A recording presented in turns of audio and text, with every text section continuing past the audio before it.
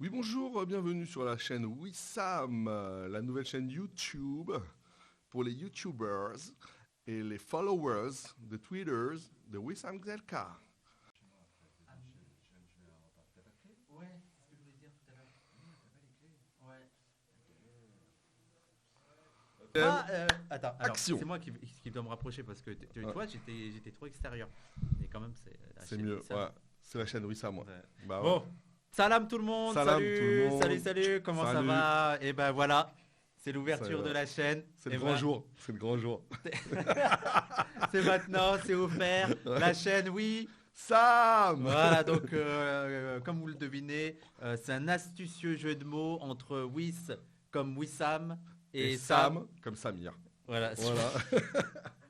Et donc, Je vois pas ce qu'il y a de drôle, mais bon. Mais non, mais le truc de finir les mots là. Ah, Wissam, Samir. Tu veux qu'on le refasse? Wiss comme Wissam. Et Sam comme Samir. Yeah. Voilà. Bah, Ouais. c'est quoi la chaîne Wissam en fait? Oui, et bah C'est quoi? Parce que justement. c'est ça l'idée. La chaîne Wissam, tu veux qu'on présente la chaîne Ouais, Wissam? faut Moi, je pensais présenter. qu'on allait parler avec les Voilà, gens, les sa vie, découvrir. son œuvre. Non, Euh, non, faut Voilà, aller droit au essayer but. de créer une proximité avec le public. Non, non. Pour qu'ils La chaîne s'identifient à- Wissam, pourquoi? D'accord, On l'efficacité. veut savoir. Donc on a fait cette vidéo là, on fait cette première vidéo pour présenter un petit peu la chaîne. Donc en gros, on a décidé de créer une autre chaîne. La première chaîne, Parole d'honneur, elle va rester Parole d'honneur, c'est celle que vous connaissez. Et dans cette chaîne, on va mettre que les vidéos longues, on va dire, les vidéos de plus de 40 minutes en Voilà, les conférences, Voilà, les les conférences. QG des coloniaux, gros. les grandes émissions quoi. Les best-of de Twitch, Voilà. la perm qui va arriver, en esprit, qui vont être des entretiens avec des intellectuels. La perm, ça va être genre un peu CNews, mais en mode décolonial. Voilà, on va faire du CNews décolonial, du CNews antiraciste, mais en fait du CNews intelligent. Du CNews bien. Voilà, du CNews bien. Ouais, c'est bien, c'est bien. En gros, il y aura la perm, il y aura, comme tu as dit, le QG, il y aura les rediffs de Twitch. Voilà, J'ai oublié quelque chose, en esprit. en esprit. Et Voilà. après, on ne sait jamais s'il y a une tous les conférence. et tout. formats longs quoi. Voilà, les formats longs. Voilà. Et Et sur la chaîne Wissam, la nouvelle chaîne. voilà, cette chaîne, il y aura les formats courts et aussi pédagogiques en fait. Ça va être vraiment la chaîne grand public. Ouais. On va faire pas mal de pédagogie, on va essayer d'être aussi du divertissement. Il faut que ce soit une chaîne où on va un peu plus rigoler que l'autre chaîne. On va se permettre plein de choses. Et aussi ça, on va essayer d'innover et se permettre des choses qu'on va pas se permettre sur Parole d'honneur parce que ça va être un cadre très sérieux. Et là, ça va être un cadre Ça va être beaucoup moins formel, Voilà. beaucoup moins académique. voilà, plus Et, détendu. et aussi pour vulgariser. Bah, Voilà, vulgariser, on va vulgariser parce que quand je regarde sur Twitter, sur les réseaux sociaux, les gens comprennent rien à rien. Il y a beaucoup de gens qui ont plein de, tu sais, les idées préconçues sur nous, sur Ouria et tout. Et je me suis dit, bon, on s'est dit, il faut faire de la vulgarisation. Tout à fait. Et donc, qu'est-ce qu'on va trouver là-dedans? Qu'est-ce qu'on va trouver Ben, là-dedans, donc, Wissam? tu te demandes. Bah ouais, oui. bah Bah ouais, ouais. qu'est-ce que... Je- Mais dis donc, que va-t-on trouver? Il y aura 3 formats. En gros, il y aura 3 formats. Le premier format, ça va être les Juste Wissam. Donc, les Juste Wissam, vous les connaissez. Ça va être moi qui va parler dans la rue et tout, face cam. Alors là, l'idée, Comme c'est on connaît déjà. Hein, Voilà, avec, comme on connaît déjà. Avec des gros succès comme la vidéo sur le grand remplacement. par Ouais, allez exemple. regarder la vidéo sur Énorme, le remplacement. énorme. Mais en gros, Elle est en dessous en lien. l'idée des Juste Wissam, c'est qu'on traite d'un sujet complexe, c'est-à-dire qui mérite minimum 20 minutes, je pense, pour vraiment traiter de la question, entre 15 et 20 minutes grand minimum, et d'un sujet qui demande un gros travail. C'est pour ça que vous n'avez pas beaucoup de Juste Wissam, c'est qu'il y a un gros travail derrière. Travail d'écrit- éditorial. Voilà, Ouais. d'écriture, de D'écriture. recherche d'infos. Par exemple, la De vidéo documentation. sur, ouais, la vidéo sur l'impérialisme, c'est Allez, c'est le allez la monteur. voir aussi. Hein. ouais, c'est Le monteur des coloniales. Et le deuxième format, ça va être les face cam. Donc c'est ce qu'on est en train de faire là. Face cam, le truc, en fait, c'est surtout le cadre. En fait, il y a une caméra, on la pose et on filme. Et on filme. Alors ça peut être Samir, ça peut être moi, ça peut être Ouria Boutelja, ça peut être Youssef Boussouma, Louisa Yousfi, et même des gens d'autre part. Tu vois, par exemple Simon Assoun de l'UJFP, Franco Lolia de la BAN qui pourraient venir s'ils ont envie. Et en fait, c'est l'idée d'être très réactif. C'est-à-dire que s'il y a un sujet d'actualité et qu'on a envie de donner notre avis, ben on vient. Et même si on a envie de faire de la pédagogie, imaginons, moi, il y a un sujet, c'est comme est-ce que tous les blancs sont racistes, tu vois? Bah ça, c'est une question que j'aimerais traiter, mais ça mérite pas un juste Wissam, tu vois, parce qu'en 10 minutes, je pense qu'on a, on a vite En répondu fait, à la il y a question. 2-3 arguments qu'on peut, Voilà. qu'on peut balancer assez rapidement, donner notre position sur un sujet, Voilà. et puis aussi faire taire des fois les Voilà, polémiques. Quoi. Ouais, l'actualité. Imaginons, il y a une actualité sur Benzema. Tu peux te Ah, poser. mais moi je viens, moi je Voilà. viens. Il y a une actualité sur la CAN, je viens. Voilà. Une actualité sur la Ligue 1, je viens. Une actualité sur la physique quantique. Je viens pas. Non mais voilà, et moi j'aimerais bien aussi parfois faire ben voilà, de la pédagogie, aussi des revues de lecture, c'est-à-dire que j'ai parlé d'un livre que j'ai aimé ou de plusieurs livres que j'ai aimés. Après l'idée, donc je vous ai dit, c'est le cadre, mais on va essayer de changer un petit peu le décor petit à petit. D'ailleurs, si vous voulez nous aider, n'hésitez pas à donner de l'argent, il y aura des liens. Faites des dons. Voilà, il y Pour aura nous des aider, liens. Soutenez ce média autonome, ce média décolonial, antiraciste. Voilà, tu voulais le dire, c'était important. La dernière fois, tu m'as dit, je l'ai pas dit, faut qu'on le dise. Mais oui, tous les termes. bah quand même, Autonome. Parce que je viens de dire Ligue 1 Benzema, si tu veux, donc ils vont croire que c'est une chaîne de foot. Et enfin, le dernier format, ce sera les vlogs. Les vlogs. Donc les vlogs, en gros, ce sera vraiment là. Vous n'êtes pas prêts. Voilà, ce sera vraiment le format de Samir, les vlogs. C'est-à-dire que ce sera Samir à l'aventure, en gros. C'est quand on ira à l'extérieur. Donc ça sera Samir qui sera filmé. Moi je serai là, mais je serai très souvent derrière la caméra. Il sera là, vous inquiétez pas, il sera. Pour les fans de Wissam, vous inquiétez pas, il sera pas loin. Voilà. Donc en gros, ça sera nous deux à l'aventure, mais ça sera vraiment. Je veux dire là, ça sera tes formats à toi, ça sera toi. Voilà. Mais pour moi, l'intérêt de ce concept, c'est vraiment d'aller à la rencontre des gens. Voilà. Après l'incarnation, on est là, c'est comme sur Twitch, tu vois, on fait les Twitch souvent à deux. Des fois, il y a d'autres personnes. Et de la même manière pour les vlogs, ça pourrait être des autres personnes aussi qui nous accueillent, etc. Mais vraiment, le concept pour moi, c'est aller à la rencontre des gens. Ah, mais ça va être cool parce que ça va vraiment être les formats. On va se permettre plein de trucs.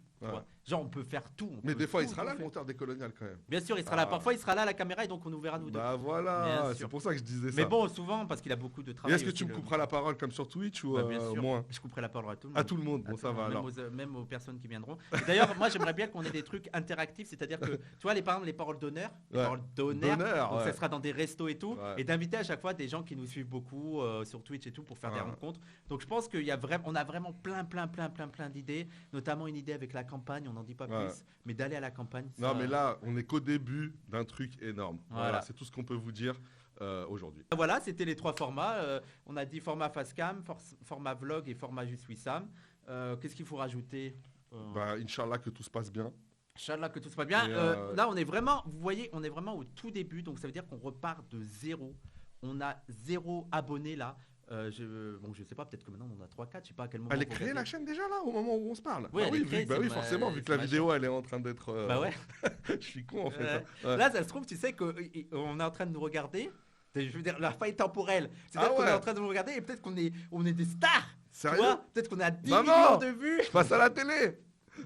Abonnez-vous à la chaîne, s'il vous plaît. Non, je vais enlever le s'il vous plaît, on n'est pas des. Non, abonnez-vous à la c'est chaîne. tout. Okay. Abonne-toi, sinon tu vas voir, gros. On sait où abonne-toi, vas-y. Okay. Là, je te vois, t'es en train de regarder la chaîne, abonne-toi. Genre, abonnez-vous. Je sais pas qui. Abonne-toi, tu vas voir. Tu vas voir des vrais bails, des vrais trucs. Tu veux être un vrai indigène, voilà. et si tu veux être un blanc solide, les blancs solides, les vrais indigènes, les vrais renois, les vrais arabes, que tu sois blanc, noir, arabe, asiatique. Rome, abonne-toi. Abonne-toi et. Sauf les racistes, t'as eu. Sauf les putains de fachos. Sauf les fachos. Donc et abonnez-vous et surtout abonnez-vous et parlez de la chaîne, partagez la chaîne sur internet. Sur le web. Sur l'internet. Sur la toile. Sur l'internet. Sur la toile. www. Ou par courrier. Notez la chaîne par courrier, envoyez-la à vos copains. Ou par signaux de fumée. Voilà.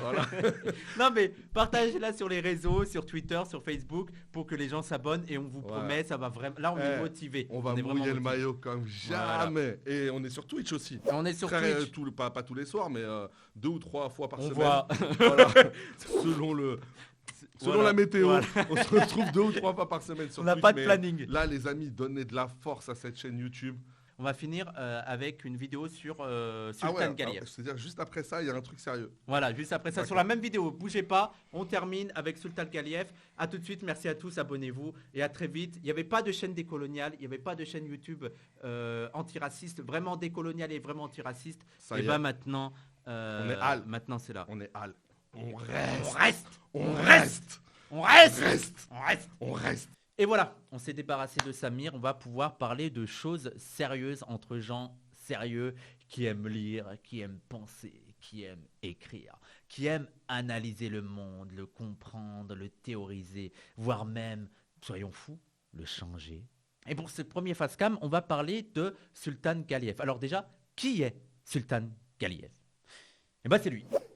Bon voilà, depuis le début, je me suis mis là sur le côté pour me dire, bon, ben, peut-être qu'il y aura des incrustations ici, voilà, on mettra des images, comme ça laissera aux gens la possibilité de voir les images et en même temps mon doux visage, mon visage sympathique, mon visage drôlatique, mon visage qui donne envie de partager un verre de Selecto au bord d'une terrasse, et bah, l'image d'illustration. Donc, mais ça, j'en ai pas encore parlé avec mon monteur, donc j'espère qu'il va le faire, sinon je vais avoir l'air con. Donc on va le refaire. Sultan Galiev, qui c'est? Eh ben c'est lui. Et donc, on va présenter là dans cette vidéo Sultan Galiev. Mais avant, j'aimerais répondre à la question que vous vous posez tous. Je sais que vous vous la posez tous. Je le sens, je le vois, je le vois. Donc, la question qui est, mais pourquoi nous parler de Sultan Galiev? Eh bien, tout simplement, la première raison et la véritable raison, la plus forte, celle qui m'a vraiment motivé à le faire, c'est que ben, j'avais déjà un papier écrit sur Sultan Galiev parce que j'avais déjà fait une présentation en fait pour une revue marxiste, Feu la revue Période. D'ailleurs, je vous invite à aller voir et aller lire les articles de la revue Période. C'est vraiment excellent. C'est du marxisme qui ne reste pas dans l'orthodoxie, c'est du marxisme qui explore plein de sujets, que ce soit la race, que ce soit le genre, mais que ce soit aussi le marxisme au Japon, la psychanalyse, l'autonomie. Allez les lire, c'est vraiment de la qualité et ça fait plaisir en fait de voir des marxistes qui ne restent pas dans leur précaré et qui arrêtent de répéter les dogmes qu'on attend habituellement et qui essayent de penser vraiment en marxiste sérieux, c'est-à-dire penser le contexte actuel avec un point de vue marxiste. Donc allez lire la revue Période. Voilà, c'était ma promo pour la revue Période. La deuxième raison, c'est que je suis aussi en train de faire la bagarre contre les marxistes nuls. Moi, je les appelle comme ça, les marxistes nuls. C'est-à-dire les marxistes dogmatiques qui n'arrivent pas à faire évoluer leur pensée et qui restent vraiment dans les dogmes. Vraiment, ils ont une lecture religieuse de Marx. Marx a dit ça.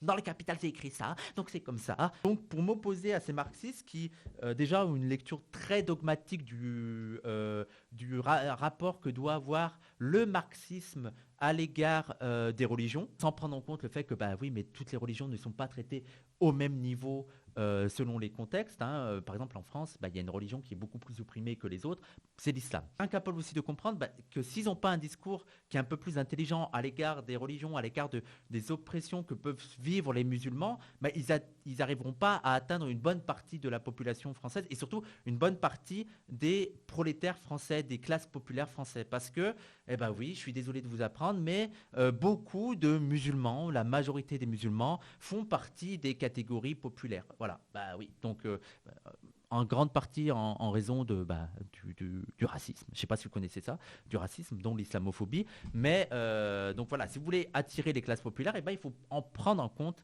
le fait qu'ils sont religieux et que vous n'allez pas les convaincre juste en disant la religion c'est de la merde. Ça ne marche pas comme ça. Sultan Galiev, justement, ça leur montre que il peut avoir des bolcheviks, parce que Sultan Galiev était un bolchevique, et avoir une attitude intelligente, mesurée, pondérée, compréhensive à l'égard des minorités religieuses, ethniques et nationales. On va aborder toutes ces problématiques avec Sultan Galiev.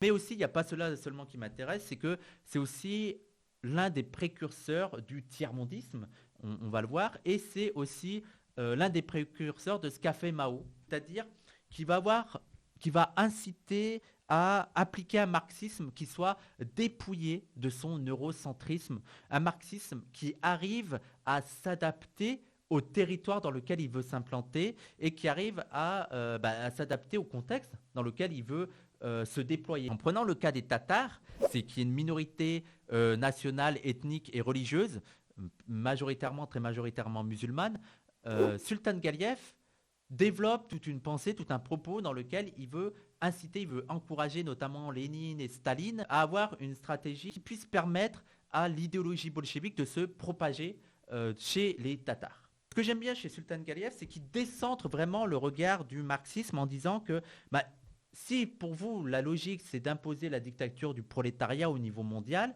eh bien, il faudrait peut-être réorienter votre regard vers le sud, vers les populations du sud, et se dire que le potentiel révolutionnaire, il est là. Et alors, un dernier point avant d'aborder le cas de Sultan Galiev, il faut préciser que ce n'est pas du communisme musulman. J'entends souvent ça, j'entends souvent dire que mais Sultan Galiev, c'est du communisme islamique, c'est du communisme musulman, et on ne peut pas dire ça en fait. Parce que déjà, Sultan Galiev lui-même était très certainement athée. On n'en est pas sûr, il ne l'a jamais dit ouvertement, mais dans ses écrits, dans sa façon de traiter la question religieuse et la question musulmane et la question des Tatars, on ressent que ce n'est pas la parole d'un religieux, c'est plutôt la parole d'un bolchevique athée. Et surtout, il n'a pas développé de propos, de théories, de pensée qu'on pourrait définir comme du communisme islamique ou de l'islam communiste. Il n'a pas cherché à allier la théologie islamique et la théorie communiste. Donc, si je donne cette information en disant que c'est pas du communisme musulman, c'est pas pour dire que c'est mal de pas faire du communisme musulman ou c'est bien de faire du communisme musulman. C'est pas du tout sur ce point-là que je me place, mais juste pour bien comprendre le propos de Sultan Galiev et de bien comprendre que là, on parle d'un bolchevique qui est certainement athée et qui n'est pas en fait dans un développement vraiment théologique ou quoi, mais qui a une stratégie totalement matérialiste à l'égard des musulmans. Avant de présenter Sultan Galiev, il faut faire une présentation un peu du contexte très vite, très vite des musulmans en Russie. Alors, j'espère qu'on va avoir une carte ici, mais il faut savoir que ça fait très longtemps qu'il y a des musulmans en Russie et que en fait les musulmans se trouvent surtout en Asie centrale. Donc là, je fais comme si j'étais sur la météo. En Asie centrale, je souhaite être complètement à côté. En Asie centrale et au 16e, 15e, 16e siècle et plus précisément, il me semble que c'est 1552, il y a eu une conquête russe de ces territoires musulmans et il y a eu un début de colonisation. Et bien sûr, vous vous en doutez, cette politique hostile à l'égard des musulmans, ça a entraîné tout d'abord des conflits, des confrontations parfois très violentes entre musulmans et chrétiens, une haine, une hostilité de la part des musulmans envers le pouvoir russe. Et enfin, un plus grand attachement, de l'autre côté aussi, un plus grand attachement de la part des musulmans envers leur religion. Et ça a fait émerger aussi des volontés d'indépendance nationale et des volontés d'autonomie. Et en fait, ce qui est important aussi à préciser, c'est que ces musulmans, et les Tatars en particulier, se trouvent sur un territoire qui est assez stratégique, c'est-à-dire que c'est un territoire qui relie en fait l'Orient et l'Occident, et donc c'est un territoire stratégique que beaucoup de gens veulent posséder. C'est pour ça qu'en fait, c'est un territoire dans lequel on pouvait voir apparaître une bourgeoisie marchande musulmane, parce que c'était un territoire central dans la circulation de la marchandise. Et donc c'est dans ce contexte-là, dans ce territoire-là, dans lequel il y a une oppression des musulmans de la part d'un pouvoir colonial ou semi-colonial russe, mais aussi en même temps de l'émergence d'une certaine bourgeoisie musulmane qui va avoir des velléités d'indépendance d'indépendance et ou d'autonomie, que va naître Sultan Galiev. Et donc Sultan Galiev est né en 1880 dans un petit village situé en Bashkirie. Et non en Bashkirie. Ah, qu'est-ce qu'on rigole. On sait assez peu de choses de l'enfance de Sultan Galiev. On sait il a grandi dans un environnement musulman, ses parents étaient musulmans, mais on sait aussi que son père, il était instituteur, ce qui a permis à Sultan Galiev d'avoir une bonne éducation et en fait à l'adolescence aller assez rapidement dans l'école normale de Kazan. Donc Kazan, c'était la ville principale dans la région et donc c'était la grande école de la région. Et c'est à cette école qu'il a fait la rencontre des théories marxistes et c'est aussi à cette époque qu'il aurait apparemment perdu la foi. Et c'est vraiment pendant cette période où il était à Kazan, à l'école normale de Kazan, puis ensuite comme bibliothécaire, qu'il va se construire une éducation politique, une culture politique. Par contre, il ne va pas s'engager politiquement tout de suite. C'est-à-dire qu'il ne va pas faire partie d'un groupe et il ne va pas militer immédiatement. Et c'est important de souligner qu'il n'a pas participé, par exemple, à la révolution de 1905. Et d'ailleurs, très peu de musulmans russes ont participé à ça parce que pour eux, en fait, c'était juste des Russes qui se battaient avec d'autres Russes et ils ne voyaient pas d'intérêt, eux, à participer à ça. Par contre, ça va changer en 1917. Il y a Sultan Galiev, comme beaucoup d'autres musulmans, qui vont rejoindre les bolcheviks. Et c'est intéressant de voir les raisons convoquées par Sultan Galiev pour justifier cette adhésion au bolchevisme. Dans une lettre qu'il aura adressée plus tard aux staliniens qui l'accusaient de trahison, il dira « Je suis venu au bolchevisme poussé par l'amour de mon peuple qui pèse si lourdement sur mon cœur. » Et en fait, c'est ça qui est intéressant à souligner, c'est que pour beaucoup de musulmans à l'époque, et notamment Sultan Galiev, il y avait cette idée que les bolcheviks, ils restaient russes, ils restaient blancs, ils restaient colonialistes, mais malgré tout, c'était ceux qui étaient, selon eux, les plus prédisposés à s'intéresser aux intérêts autonomes qu'ils avaient et à leur volonté d'indépendance. Donc ils disaient qu'en rejoignant les bolcheviks, ils auraient certainement l'opportunité au final d'avoir leur indépendance. Et ils disaient ça quand bien même ces bolcheviks ne cachaient pas leur athéisme, quand bien même ils se revendiquaient comme athées. Pour eux, ce n'était pas une barrière. Et ils disaient aussi que, au fond, le modèle de société prôné par les bolcheviks, prôné par le communisme, il n'est pas très éloigné du modèle de société qu'ils ont déjà chez eux, et notamment cette idée de communisme. C'est ce que Marx appellerait le communisme primitif, mais c'est cette idée que tout le monde peut avoir à peu près selon ses besoins. Et d'ailleurs, c'est ce que soulignaient certains intellectuels musulmans de l'époque. Il y a notamment Muzaffar qui disait « Tout prédispose les peuples musulmans à s'unir au communisme. Comme le communisme, l'islam ni le nationalisme étroit, l'islam est international. » Et il y avait aussi, alors là je ne suis pas sûr de la prononciation, mais c'était Bachtoursoun, je pense que c'est Bachtoursoun, qui était le chef du parti Kaza, et qui disait « Le peuple Kaza acceptera le communisme sans la moindre difficulté. Il adoptera même le communisme avant tous les autres peuples, car son mode de vie traditionnel est déjà très proche du communisme. » Donc on voit que petit à petit, il y a des musulmans, il y a des tatars, il y a des minorités religieuses, ethniques qui rejoignent les bolcheviks, mais en fond, vraiment le fond de l'idée, c'est quand même toujours d'avoir l'indépendance nationale et d'avoir une forme d'autonomie. Ils ont vraiment cet espoir-là qu'en rejoignant les bolcheviks, ils auront accès à l'autonomie. Et c'est notamment le combat porté par Sultan Galiev. Sultan Galiev, il a toujours été animé par cette idée-là, par cette idée de défendre les intérêts de cette minorité, et pas seulement de la minorité musulmane, mais de toutes ces minorités ethniques, de toutes ces minorités nationales, et de faire comprendre aux bolcheviks que c'était possible d'allier les deux intérêts. Et donc il a fait, on pourrait dire, du lobbying auprès des élites bolcheviques, parce que lui, il avait accédé aux hautes sphères du pouvoir, donc il avait fait du lobbying auprès de Staline, de Lénine et de d'autres dirigeants, et il avait réussi en fait à obtenir la promesse d'un futur État tataro-bakshir. Mais malheureusement, vous vous en doutez bien, cette promesse n'a pas été tenue. Vous savez, au sein de la gauche, il y a une conférence qui est beaucoup citée par les gauchistes pour montrer comment ils ont pris en compte les intérêts des musulmans, c'est le congrès de Bakou. Et en fait, le congrès de Bakou, dans l'imaginaire gauchiste, c'est l'idée que les bolcheviks se sont adressés aux musulmans et ont tenté de faire une alliance entre les bolcheviks et les musulmans. Et d'ailleurs, il y a eu ce célèbre appel de Zinoniev à mener le djihad contre le capitalisme. Et donc, ça serait l'illustration que les bolcheviks étaient très enclins à écouter les musulmans et à écouter leurs revendications. Mais en fait, quand on connaît un peu l'histoire, on voit que c'est pas vraiment ça qui s'est passé, que même au contraire, le congrès de Bakou, ça marque le début de la fin pour les idées de Sultan Galiev et notamment les idées d'autonomie et de respect des minorités. Parce que quand on étudie un peu le cas du congrès de Bakou, on voit que bien sûr, les bolcheviks ont fait croire qu'ils s'intéressaient aux revendications des populations musulmanes et aux revendications des minorités ethniques, mais dans la réalité, ce n'est pas du tout le cas. Le congrès de Bakou, ça a surtout été un acte stratégique de la part des bolcheviks pour attirer dans leur giron les musulmans, surtout dans une période de guerre, de tension et tout. Il fallait attirer cette population pour qu'elle adhère au bolchevisme, mais au final, ils savaient très bien qu'ils n'allaient pas respecter leurs promesses. Et c'est ce que va constater Sultan Galiev, qui va connaître de plus en plus de défaites. Il va d'abord voir que beaucoup de ses alliés sont malheureusement morts, que ce soit dans les diverses confrontations.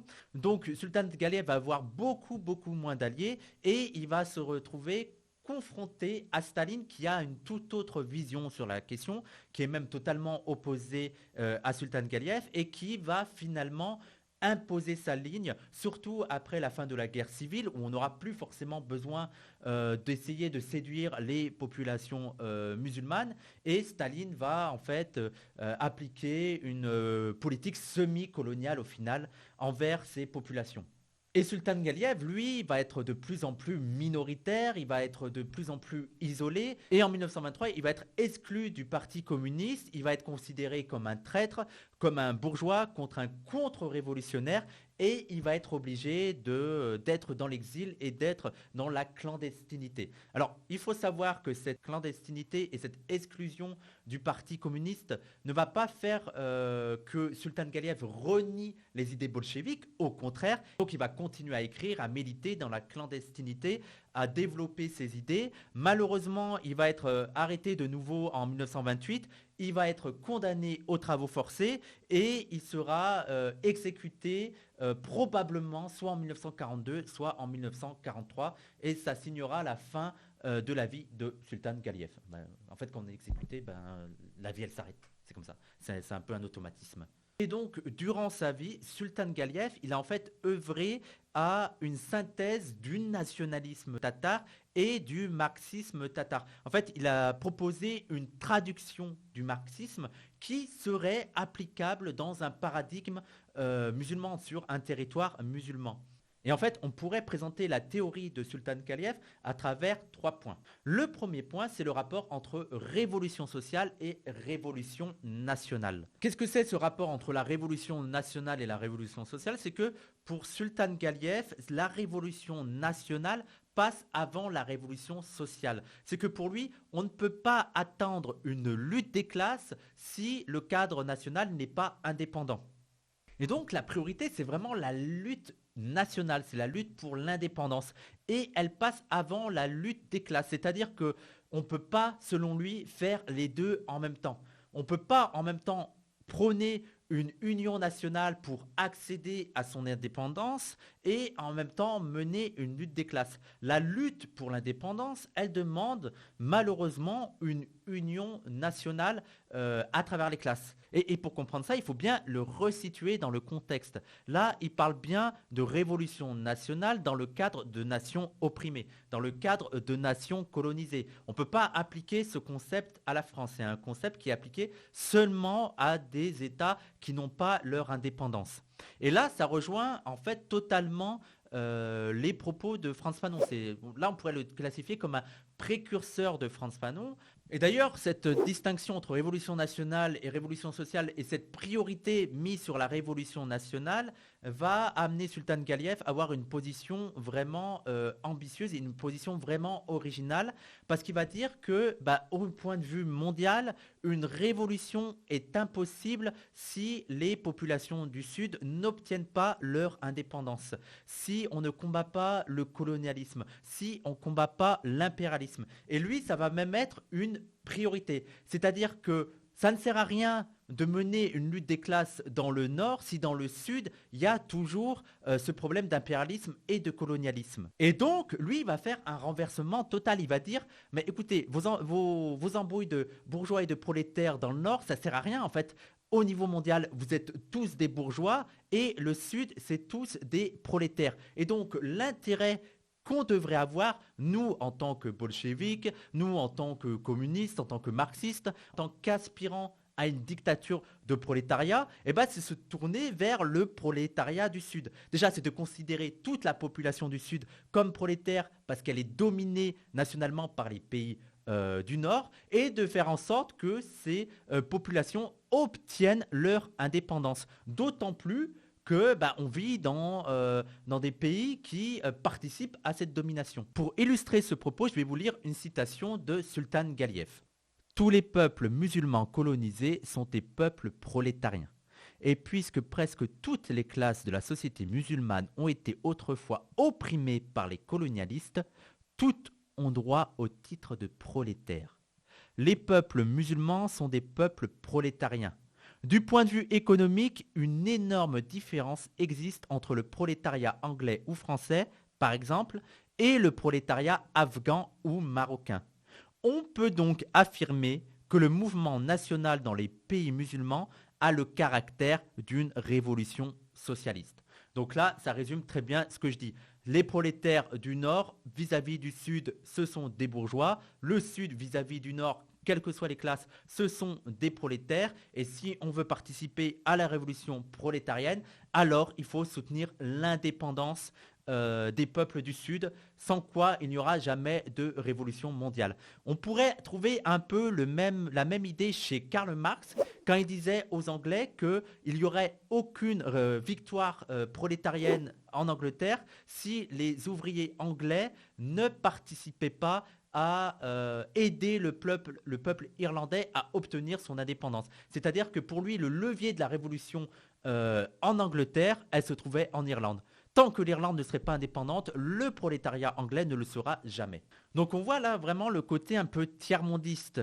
C'est-à-dire que lui, il va opposer le Nord et le Sud et dire qu'ils n'ont pas les mêmes intérêts et qu'il faudrait une alliance des pays du Sud, de tous les pays du Sud, de tous les pays colonisés, opprimés, dominés par une force étrangère, qui s'unissent et qui participent vraiment à renverser cet impérialisme. Et que donc, nous, les militants du Nord, on aurait intérêt à participer à cela. Et c'est aussi important de souligner que chez Sultan Galiev, la lutte des classes, dans certaines situations, on devait la mettre en parenthèse. C'est-à-dire que là, la priorité, c'était d'abord l'indépendance, la lutte nationale, et après, il y aurait une lutte des classes. Mais que cette lutte des classes ne pourrait pas aboutir si ces populations ne sont pas indépendantes. Et en fait, ça me fait penser un peu à la situation en Palestine. C'est-à-dire qu'il y a beaucoup de gauchistes qui, en Palestine, vont dire « Ouais, mais la lutte des classes là-bas, de toute façon, tu as certains dirigeants palestiniens, ce sont des bourgeois et tout. » Et Sultan Galiev, il sera à cette époque, il dirait « Non, mais ça n'a pas de sens. » Ça n'a pas de sens de parler de bourgeoisie, de petits bourgeois, de prolétaires dans le cas de la Palestine, parce que la Palestine, c'est d'abord un pays colonisé. C'est d'abord une population colonisée, qu'il soit bourgeois ou pas. Donc avant d'avoir une révolution prolétarienne en Palestine, il faut déjà virer le colonisateur. Il faut déjà que les Palestiniens soient indépendants. Le deuxième point pour résumer la politique de Sultan Galiev, c'est le rapport entre le marxisme et l'islam. Alors là, c'est un rapport un peu paradoxal. Comme je l'ai dit, Sultan Galiev, il était athée et il n'a pas participé à élaborer une adéquation entre islam et communisme. Enfin, il n'a pas essayé à développer l'idée d'un islam communiste ou d'un communisme islamique. Et même lui, il avait une position qui était un peu classique chez le marxisme, c'est que les religions sont condamnées à disparaître. Que quand on va améliorer la situation des gens, quand ils connaîtront une meilleure situation matérielle, ils n'auront plus besoin de croire en Dieu. Alors ça, personnellement, c'est une position que je ne partage pas, que j'aurai un rapport critique. Je pense que quelle que soit ta situation matérielle, il y aura quand même des interrogations existentielles liées à la finitude de ta vie, en fait, et que donc il y aura toujours un besoin de spiritualité, peu importe le confort matériel dans lequel on vit. Mais bon, lui, il était dans l'idée que les religions sont amenées à disparaître. Mais pour autant, lui, ça restait un vrai défenseur des populations musulmanes. Et on le comprend, il a grandi dans un environnement musulman. Et donc, il cherchait à mettre en place des politiques dans lesquelles il pourrait y avoir une cohabitation entre les idées marxistes et entre les idées, la culture islamique. Et d'ailleurs, je voudrais faire une parenthèse que je trouve un peu drôle sur son athéisme pour voir à quel point les musulmans sont toujours suspects, quoi qu'ils fassent. C'est-à-dire que Sultan Galiev était athée, il a même écrit des articles de propagande athée, et malgré tout, de par sa défense des musulmans et de l'islam, il était vu par certains bolcheviks comme une sorte d'islamiste en fait, et d'une personne qui voulait propager un communisme islamique. Alors que pas du tout. Mais vous voyez qu'en fait, il y a toujours en fait ce soupçon, peu importe les croyances religieuses, en fait il y a toujours ce soupçon chez les personnes qui sont connotées comme musulmanes d'être dans une forme de taqiya et en fait d'avoir comme objectif final, quoi qu'ils fassent, quoi qu'ils disent, de mettre en place la charia, de mettre en place un État islamique. Et donc, Sultan Galiev veut faire comprendre aux bolcheviks, en fait, que s'ils y vont avec leurs gros sabots chez les musulmans, en les obligeant à quitter leur religion, en ayant des politiques anti-religieuses, anti-islamiques, en brûlant leurs mosquées, en leur interdisant leur culte et tout, ils vont recevoir une attitude hostile des musulmans qui risque même d'aller dans le camp adverse. Surtout que, comme il explique, dans ces populations-là, il y a un fort ancrage à l'islam qui est dû notamment à la situation coloniale, qui est dû aux oppressions qu'ils ont vécues. Et l'islam, en fait, organise leur vie. Ça fait partie de leur culture, ça fait partie de leur identité, et ils vont pas l'abandonner aussi facilement. Et donc, si on y va en disant, bah, vous devez abandonner l'islam pour rejoindre le communisme, bah, ils vont dire, bah, nique ta race avec ton communisme, quoi. Et en fait, il veut prévenir les bolcheviks que les musulmans, non sans raison, ont cette impression d'être persécutés par l'Occident et que les Occidentaux les perçoivent comme des catégories forcément antagonistes avec eux et qu'il faudrait faire disparaître. Et il disait notamment, les musulmans ressentent cet antagonisme avec l'Occident comme un conflit politique, comme une lutte menée à l'encontre de l'islam dans son ensemble. Et il expliquait que bah, plus vous allez être hostile envers les musulmans, et plus bah, les musulmans vont être attachés à leur islam, ce qui est une réaction normale et logique. Et donc, lui, il veut inciter les bolcheviks à abandonner leur propagande athée. Il veut les inciter à avoir une attitude plutôt compréhensive à l'égard des musulmans et même défendre leur droit de pratiquer l'islam, de pratiquer leur culte. Et donc là, on voit encore l'actualité avec certains partis de gauche qui croient que c'est en étant dans une politique et dans des propos anti-religieux totalement caricaturaux qui vont convaincre les musulmans. D'ailleurs, ça m'amuse beaucoup de voir beaucoup de marxistes, de gauchistes se dire « Ah, mais ils sont où les quartiers ? Ah, mais pourquoi les musulmans, les arabes et les noirs ne nous rejoignent pas ?» Et en même temps, avoir des propos totalement caricaturaux, totalement offensants, totalement insultants envers la religion, envers les croyants, en les prenant pour des débiles, en les prenant pour des bicots, en les prenant pour des arriérés. Bah oui, bah c'est normal, vous respectez pas leur religion, vous respectez pas leurs croyances, vous respectez pas leurs valeurs, donc ils ont aucun intérêt et ils ont aucune envie, ce qui est compréhensible, de vous rejoindre parce que vous vous comportez comme des connards. Quand bien même, pour améliorer leurs conditions matérielles, ils devraient vous rejoindre, vous faites tout pour faire en sorte qu'ils vous crachent à la gueule, quoi, parce que vous leur crachez à la gueule, donc c'est normal. Et enfin, le dernier point essentiel chez Sultan Galiev, c'est l'exportation de la révolution bolchevique hors de l'Occident. Donc là, ça rejoint un peu des idées dans le premier point. C'est-à-dire que, bien sûr, tous les communistes ont un peu l'idée qu'il faut une révolution mondiale, que pour renverser le capitalisme, faut que ce soit au niveau planétaire. Par contre, là où il y a une distinction, là où il y a une divergence de théorie et de tactique, c'est que pour la grande majorité des communistes et des marxistes européens, le levier de la révolution, elle se trouve en Europe. C'est-à-dire que le prolétariat européen va faire la révolution et ça va se propager petit à petit à l'ensemble de la planète. Et ben, Sultan Galiev, il fait partie des précurseurs qui renversent la chose en disant bah non, les gros, la révolution, le levier de la révolution mondiale, il se trouve au sud. Pour lui, la révolution en Europe, elle est impossible parce que ce sont des forces impérialistes qui vont réussir. Par exemple, les bourgeois, selon lui, pourraient totalement réussir à acheter la paix sociale grâce aux richesses qu'ils ont pillées dans le Sud. Donc, pour lui, la révolution, en plus, elle est en train de s'essouffler en Europe. Donc, il est totalement pessimiste sur la perspective d'une révolution en Europe. Et il dit que maintenant, il faut vraiment tourner notre regard vers l'Orient et vers le Sud. Et il dira, par exemple, « Tout ceci nous oblige à reconnaître cette vérité pourtant toute simple. La révolution socialiste ne pourra jamais triompher sans la participation de l'Orient. Privé de l'Inde, de l'Afghanistan, de la Perse et des autres colonies asiatiques et africaines, l'impérialisme européen périclitera et mourra de mort naturelle. » Et il ajoutait « Nous ne sommes pas certains que la seule force du prolétariat européen occidental soit suffisante pour écraser la bourgeoisie d'Europe occidentale.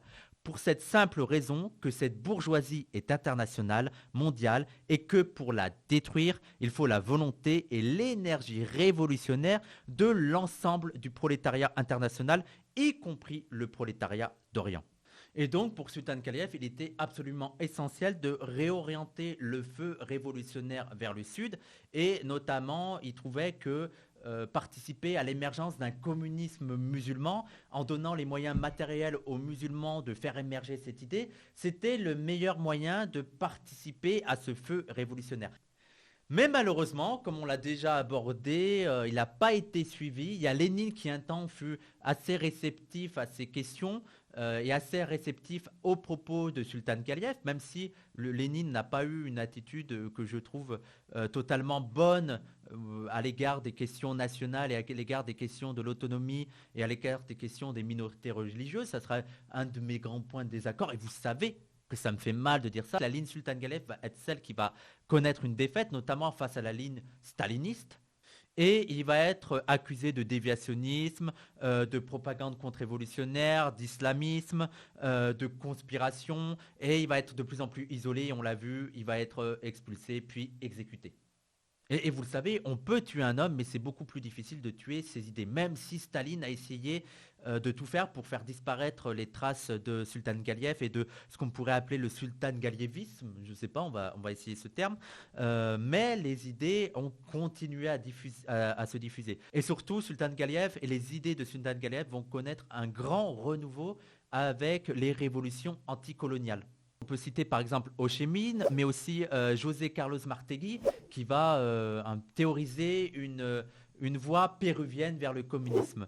Il y a aussi une déclaration qui a été faite par Lin Pao en 1965, qui nous fait beaucoup penser à Sultan Galiyev et qui disait « La révolution mondiale présente aujourd'hui l'image de l'encerclement des villes par les campagnes. En fin de compte, toute la révolution mondiale dépend du combat révolutionnaire des peuples d'Asie, d'Afrique et d'Amérique latine qui représentent la majorité écrasante de la population mondiale.